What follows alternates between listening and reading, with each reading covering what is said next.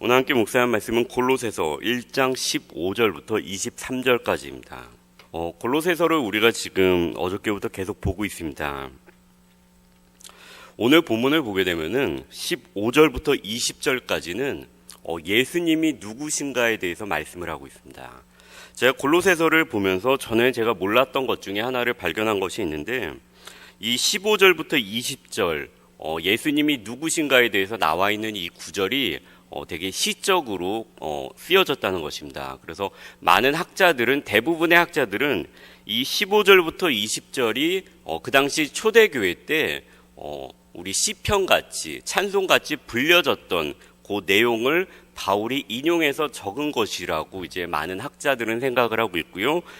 그러나 여전히 또 한편의 학자들은 그래도 이것은 그 시편을 인용한 것이 아니라 그 찬송을 인용한 것이 아니라 바울이 생각하고 쓴 것이다라고 생각하는 생각이 있습니다. 어떤 생각을 하든 간에 우리는 기계적 영감서를 믿는 것이 아니라 하나님께서 그 사람을 사용하셔서 그 사람의 생각이나 모든 것들을 사용하셔서 성경을 쓰게 하셨다는 유기적 영감서를 믿기 때문에 찬송시를 바울이 인용을 해서 썼거나 바울이 직접 썼거나 성경의 영감설에는 전혀 이상은 없습니다.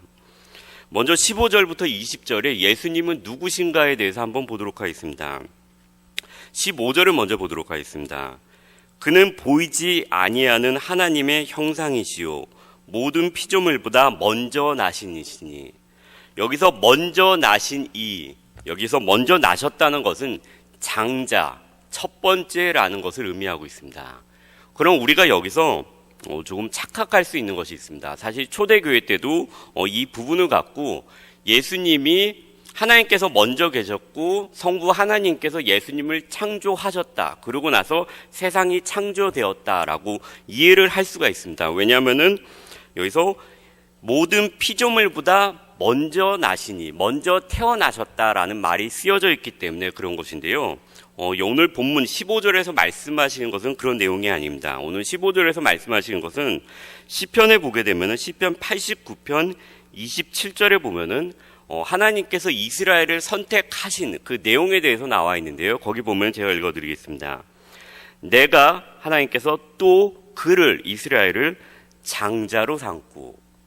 자, 여기서 말씀하시는 이 장자로 삼았다, 첫째다, 그리고 오늘 본문에서 말씀하시는 가장 첫 번째로 있는 자, 장자라는 표현은요, 먼저 태어났다라는 첫 번째 태어남을 의미하는 것이 아니라 장자라는 것이 어떤 신분의 상태, 존재라는 것을 강조하기 위해서 쓰여진 것입니다.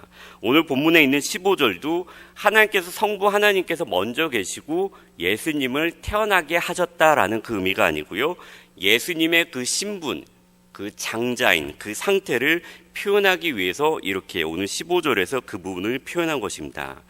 그리고 나서 16절부터는 이제 예수님께서 이 세상 가운데 보이는 것이나 보이지 않는 것에 가장 으뜸이 되신다고 얘기를 하고 있습니다. 가장 으뜸이 되신다는 것을 얘기하고 있고, 그 다음에 18절에서 골로새서에서 중요하게 다루고 있는 교회라는 것에 대해서 다루고 있습니다. 18절을 한번 보도록 하겠습니다. 그는, 예수님이 말씀하고 있습니다. 예수님은 몸인 교회의 머리시라. 그가 근본이시요 죽은 자들 가운데서 먼저 나신 이시니. 자, 여기서 우리가 생각할 때 우리가 흔히 교회의 머리는 예수님이시다라는 거 우리 모두 알고 있습니다. 근데 여기서 우리가 잊지 말고 생각해야 되는 것이 있습니다. 몸 가운데 예수님께서 머리시니까 예수님께서 지도자 되시고 예수님께서 모든 것을 꾸려나가신다, 통제하신다, 우리가 이렇게 생각하는 것이 맞습니다. 그러나 본문 안에서 예수님께서 교회의 머리시다라고 하는 것이 정말로 무엇을 의미하는가가 먼저 우리가 생각을 해봐야 됩니다. 어저께 우리가 본문 가운데 나눈 내용 중에 하나가 13절과 14절이 교회의 정의라고 말씀을 드렸습니다. 13절과 14절에서 교회의 정의를 먼저 바울이 말씀을 한 다음에 15절부터 20절까지 그럼 예수님은 누구신가를 말씀을 하셨습니다. 그 안에서 18절에서 그는 교회의 머리시라고 말씀을 하셨기 때문에 이 교회가 과연 어떠한 교회인가를 우리가 먼저 살펴봐야 됩니다. 13절과 14절을 보게 되면요, 그가 우리를 흑암의 권세에서 건져내사 그의 사랑의 아들의 나라로 옮기셨으니 그 아들 안에서 우리가 속량 곧 죄 사함을 얻으니라. 신분이 바뀌었다는 것입니다. 전에는 우리가 죄 가운데 살았던 존재였는데 이제는 죄 가운데가 아니라 하나님의 나라로 옮겨진 존재라는 것입니다. 즉 새 사람을 입은 존재라는 것입니다. 교회라는 것, 우리가 한 사람 한 사람이 교회이고 또한 공동체가 모여서 교제를 할 때 그것이 바로 교회가 됩니다. 그 교회의 머리가 되신 분이 예수님이신데 그 교회라는 것이 변하지 않는 우리들, 변하지 않기 위해서 노력하는 우리들 위해서 예수님께서 머리로 계시는 것이 아니라 우리가 새 사람, 새 존재가 되었다는 것을 늘 생각하는 그 교회의 몸인 가운데 예수님께서 머리로 계신다는 것입니다. 골로새서 안에서 이것을 계속해서 바울이 강조하고 있는데요. 3장을 한번 함께 보도록 하겠습니다. 3장을 한번 보도록 하겠습니다. 한번 한 장을 넘기셔서 3장을 보시면요. 3장 1절을 한번 보도록 하겠습니다. 그러므로 너희가 그리스도와 함께 다시 살리심을 받았으면 위의 것을 찾으라. 거기는 그리스도께서 하나님의 우편에 앉아 계시니라. 그리고 나서 5절에 보면요. 그러므로 땅에 있는 지체를 죽이라. 우리에게 명령을 하고 있습니다. 그리고 9절에 보면요. 옛사람과 그 행위를 벗어 버리고 새 사람을 입었으니. 자, 이것이 바로 교회라는 것입니다. 그런데 우리가 쉽게 생각할 수 있는 것 중에 내가 성령님이 내 안에 계시고 내가 예수님을 믿음으로 구원을 받았기 때문에 내 안에서 자유롭게 하나님께서 원하시는 행동이 나올 수 있다고 우리가 생각을 할 수 있지만 3장에서는 우리에게 계속해서 명령을 하고 있습니다. 위의 것을 찾으라. 땅에 있는 지체를 죽이라. 옛사람과 그 행위를 벗어버리라 라고 말씀을 하고 있습니다. 이것은 우리가 다시 생각하면은 우리가 그냥 놔두게 되면은 내가 생각하는 것, 내가 행동하는 것, 내가 추구하는 것이 내가 기존에 새 사람을 잊기 전에 그 모습을 그대로 따라갈 수 있다는 것입니다. 교회 안에서도 그대로 그 옛날에 내가 가지고 있는 정치적인 사상, 사회적인 생각, 물질적인 생각, 나의 가치관이 그대로 따라갈 수 있게 된다는 것입니다. 그러면 그 생각 위에 세워진 교회 안에서 과연 예수님을 우리가 머리로 생각하고 있는가라는 부분에 대해서는 우리가 심각하게 다시 생각을 해봐야 됩니다.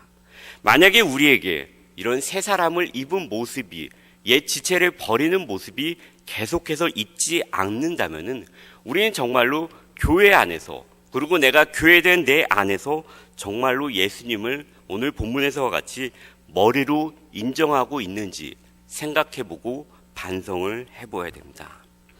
20절을 보도록 하겠습니다.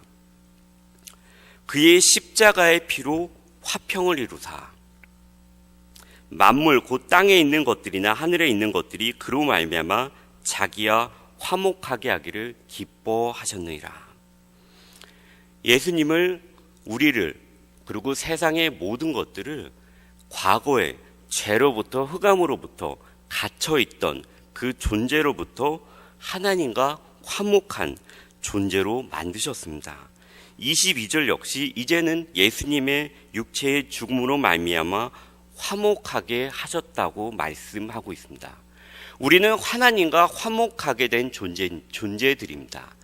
나 하나만 하나님과 화목하게 된 존재가 아니라 교회 안에 있는 성도들은 하나님을 믿고 하나님과 화목하게 된 존재들이기 때문에 교회 안에 모인 여기에 있는 모든 지체분들은 다 하나님과 화목하게 된 존재들입니다. 그렇지만 우리는 교회 안에서 화목이 아닌 분란 그리고 싸움을 늘 보게 됩니다. 그 당시에 교회 역시 초대교회, 하나님을 정말로 열심히 전하던 초대교회 역시 이러한 모습들이 있었습니다. 왜냐하면 우리가 끊임없이 옛사람 되는 지체를 죽이는 노력을 하지 않으면 그런 것들이 우리 안에 계속해서 있기 때문입니다. 그래서 바울은 골로새서 3장에서 이 말씀을 우리에서 계속해서 하고 있습니다. 13절을 보게 되면요. 3장 누가 누구에게 불만이 있거든 서로 용납하여 피차 용서하되 주께서 너희를 용서하신 것 같이 너희도 그렇게 하라. 이 말씀이 있었다는 것은 그 당시에도 교회 안에 하나님께서 화목하게 하신 성도들 간에 불만이 있는, 서로 간에 불만이 있고 내가 인사람을 용서하기 정말로 힘들었다는 모습이 있었다는 것입니다. 그래서 하나님께서는 너희는 하나님이 택하사 거룩하고 사랑받는 자처럼 불만이 있거든 서로 용서하고 오래 참고 긍휼과 자비와 겸손으로 옷을 입고, 옷을 입는다는 것은 내가 행동을 해서 입어야 되는 것입니다. 내가 무언가 마음을 갖고 그것을 해야 되는 것입니다.